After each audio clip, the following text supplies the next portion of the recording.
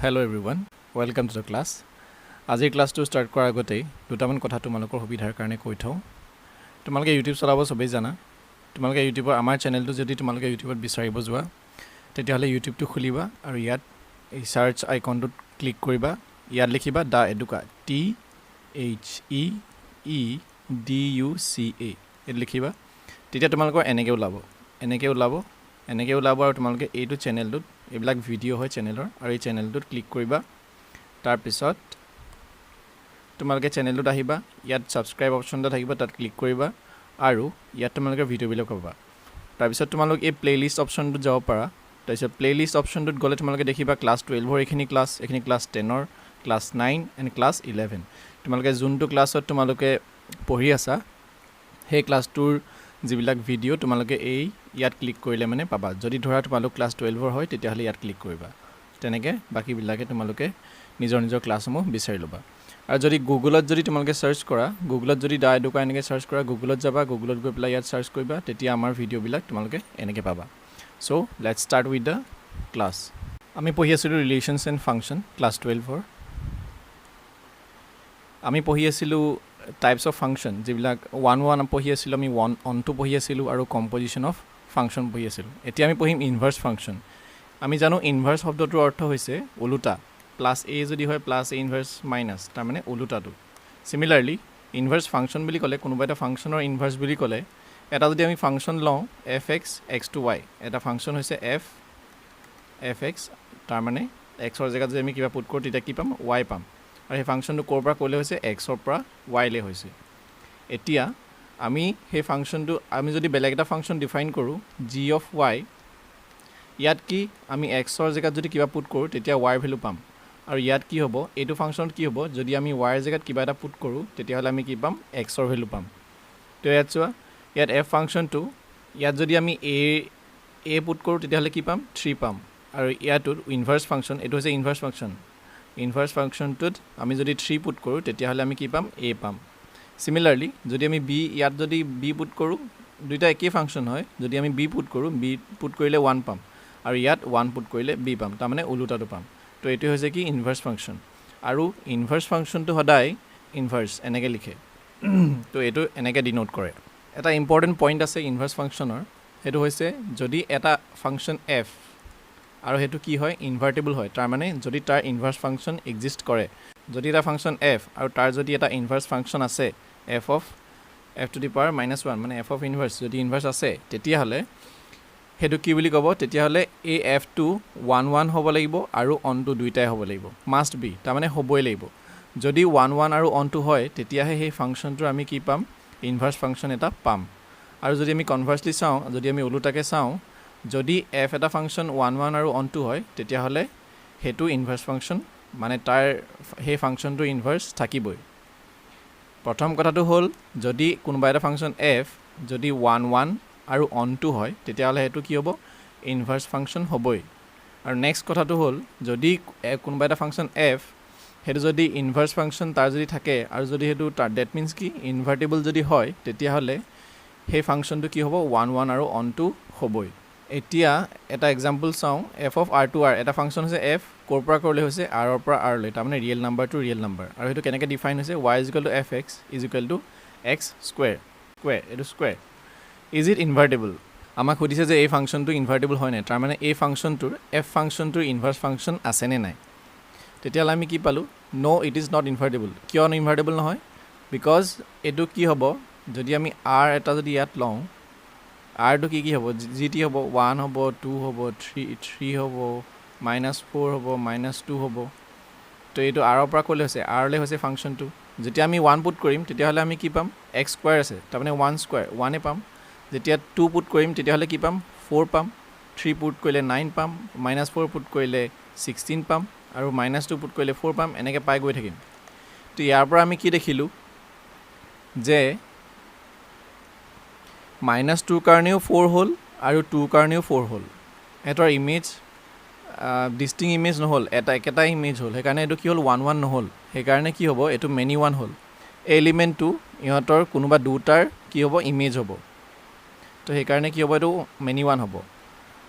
তাৰপিছত into function. This is many one because এইটো চোৱা প্লাছৰ কাৰণেও একেটাই হ'ব আৰু মাইনাছৰ কাৰণে আমি একেটাই ইয়াত ইমেজ পাম সেইকাৰণে এইটো a square y is equal to a square এতিয়া আমি এতিয়া চাওঁ এইটো অনটো হয় নহয় ফাৰ্ষ্টত আমি চালোঁ 1 1 হয়নে নহয় এতিয়া আমি চাওঁ অনটো হয় নহয় এতিয়া অনটো এইটো কিয় নহয় বিকজ ইয়াত আমি মাইনাছ এইটো ছাইডত আমি এক্সৰ ভেলু আমি মাইনাছ পুট কৰোঁ বা প্লাছ পুট কৰোঁ আমি এই ৰাইট ছাইডে আমি কি পাম সদায় আমি পজিটিভ ভেলুবিলাকে পাম সদায় পজিটিভ ভেলুবিলাকে পাম আৰু নিগেটিভ ভেলুবিলাক আমি নাপাওঁ কিয় নাপাওঁ বিকজ স্কুৱেৰ আছে এক্স স্কুৱেৰ আছে আমি যেতিয়া নিগেটিভ ভেলু এটা আমি যেতিয়া স্কুৱেৰ কৰোঁ আমি কি পাওঁ সদায় পজিটিভ পাওঁ তো এই ৰিয়েল নাম্বাৰ এই ছেটটোত কি হ'ব যিবিলাক নিগেটিভ নাম্বাৰ যিবিলাক নিগেটিভ এলিমেণ্ট যিবিলাক সেইবিলাক থাকি যাব তো সেইকাৰণে এইটো কি হ'ব অনটো নহ'ব সেইকাৰণে এইটো কি হ'ব ইনটো হ'ব এইটো ইনটো বুলি কয় যদি অনটো নহয় তেতিয়া ইনটো বুলি কয় যেনেকৈ 1 1 নহ'লে মেনি ওৱান বুলি কয় হ'ল clear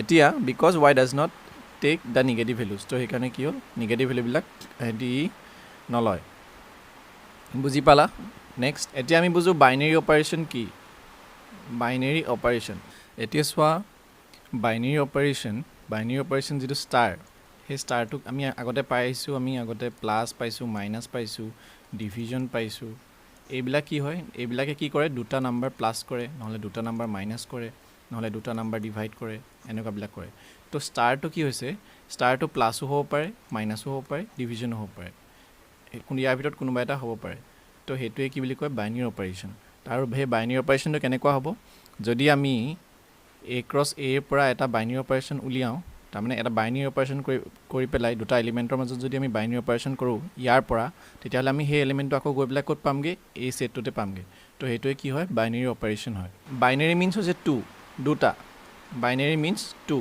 the binary operation star a cross a to a it is an operation of two elements of the set whose domains and codomains are in the same set তাৰ মানে যদি আমি a cross a উলিয়াওঁ যিটো set হ'ব a cross a আৰু তাৰ যদি আমি বাইনেৰী অপাৰেশ্যন কৰি পেলাই এটা মানে বাইনেৰী অপাৰেশ্যন কৰি পেলাই যিটো এলিমেণ্ট পাম সেই এলিমেণ্টটো ক'ত থাকিব লাগিব এতে থাকিব লাগিব এতিয়া চোৱা ইয়াত এইটো a ছেট a ইয়াত x আৰু y আছে আৰু সেইটো বাইনেৰী অপাৰেশ্যন কৰিলে কি হ'ব x ষ্টাৰ y সেই x ষ্টাৰ yটো ক'ত থাকিব আকৌ এতে থাকিব মানে সেইটোৱে আমি এক্সাম্পলৰ সহায়ত ভালকৈ বুজিবলৈ চেষ্টা কৰোঁ so' that subtraction and division are not binary operation on N আমাৰ ইয়াত কি কৈছে ছাবষ্ট্ৰেকশ্যন কৈছে তাৰমানে সেই বাইনেৰী অপাৰেশ্যনটো কি হ'ব ছাবষ্ট্ৰেকশ্যন হ'ব ফাৰ্ষ্টত এতিয়া বাইনেৰী অপাৰেশ্যন হ'বলৈ হ'লে কি হ'ব লাগিব নেচাৰেল নাম্বাৰ অফ ছেট এইটো নেচাৰেল নাম্বাৰ ইয়াত আমি যদি বাইনেৰী অপাৰেশ্যন কৰোঁ তেতিয়াহ'লে আমি আকৌ সেই এলিমেণ্টটো ক'ত পাব লাগিব নেচাৰেল নাম্বাৰতে পাব লাগিব এতিয়া আমি পাওঁ নাপাওঁ চাওঁ যদি আমি 2 - 1 কৰোঁ তেতিয়াহ'লে আমি কি পাম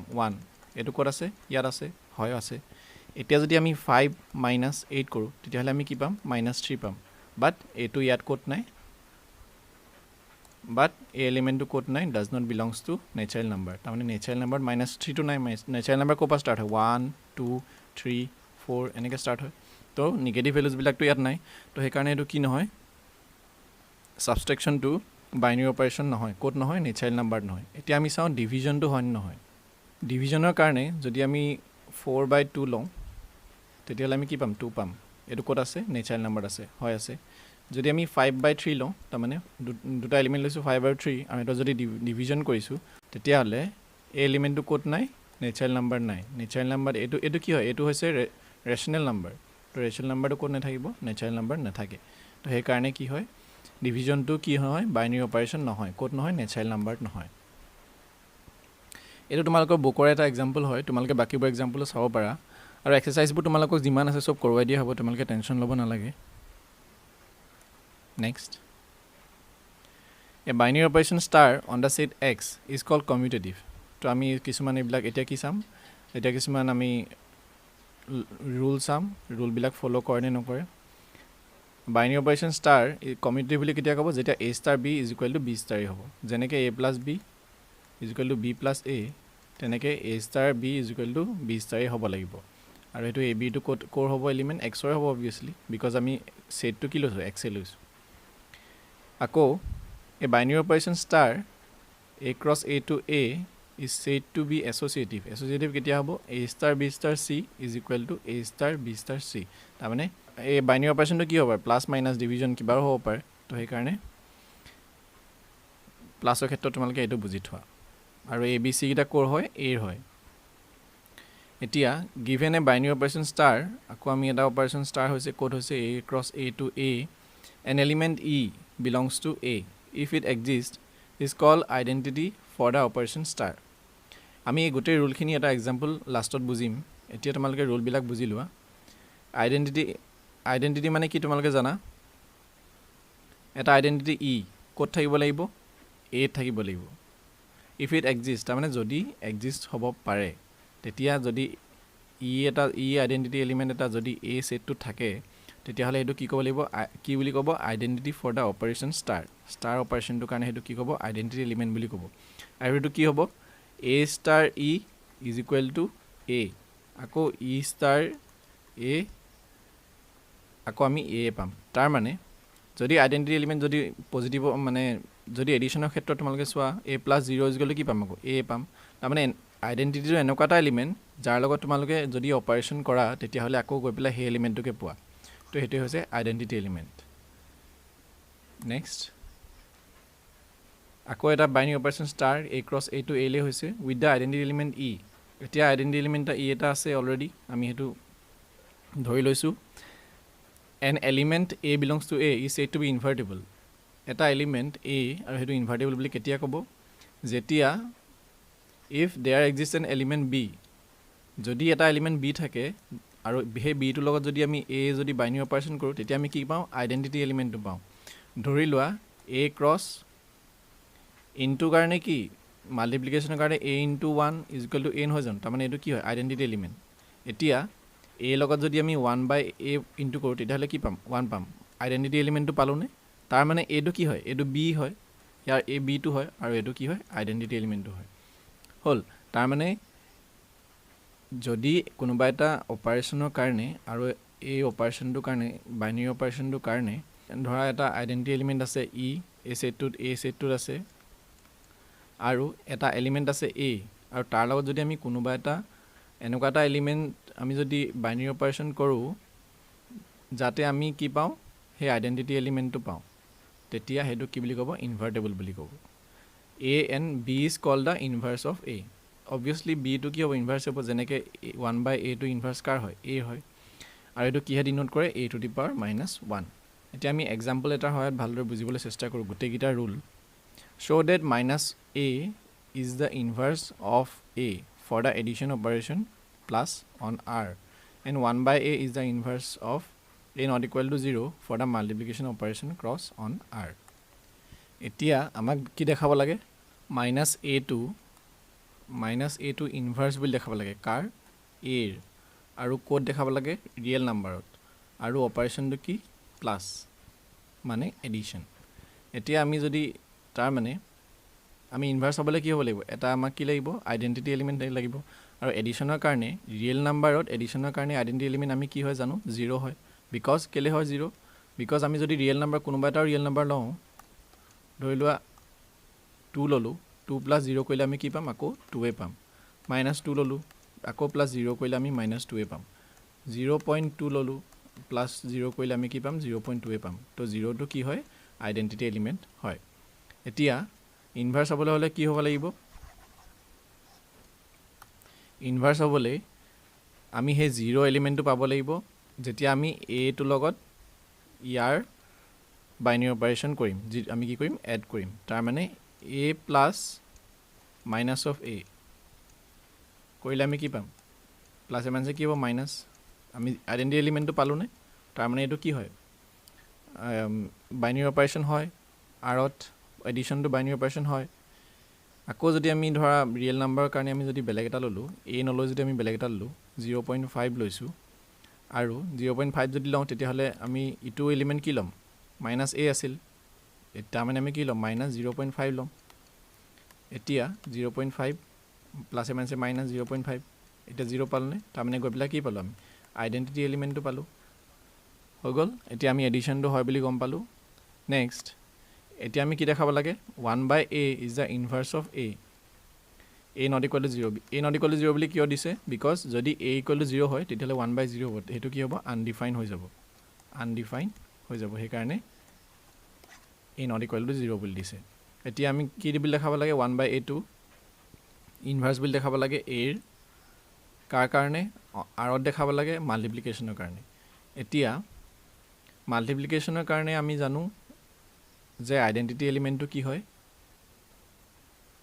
a into 1 a তাৰ মানে 1 টো আইডেন্টিটি এলিমেন্ট হয় ধৰি লোৱা 0.9 তো 1 ইনটু কৰিলে 0.9 পাম ধৰি লোৱা -1.1 1 ইনটু কৰিলে আমি আকৌ একেটাই পাম তাৰ মানে কি হয় 1 টো কি হয় 1 টো আইডেন্টিটি এলিমেন্ট হয় এতিয়া আমি 1 টো পাব লাগিব কেনেকৈ পাব লাগিব যদি আমি r ত যদি কোনোবা এটা এলিমেন্ট লওঁ ধৰা 0.5 আৰু তাৰ লগত যদি আমি মাল্টিপ্লাই কৰিম 1/a তাৰ মানে 1/0.5 এটো যদি আমি কৰো তেতিয়াহলে আমি কি পাম এটো কেনসেল যাব 1 এ থাকিব আইডেন্টিটি এলিমেন্টটো পালোগেনে হেতুকে আমি যদি কোৱেশ্চনটোৰ ফৰ্মুলা মতে লিখো a into 1/a is equal to 1 তাৰ মানে এটো কি হয় আইডেন্টিটি এলিমেন্ট হয় তেতিয়াহলে আমি গম পালো যে in case of multiplication operation 1/a টো কাৰ ইনভাৰ্স হয় a ইনভাৰ্স হয় কোট হয় আৰত ৰিয়েল নাম্বাৰত তো আজি এটো ক্লাছৰ কাৰণে তোমালোকৰ ইমানেই আছিল আমি অহা ক্লাছত পুনৰ লগ পাম থ্যাংক ইউ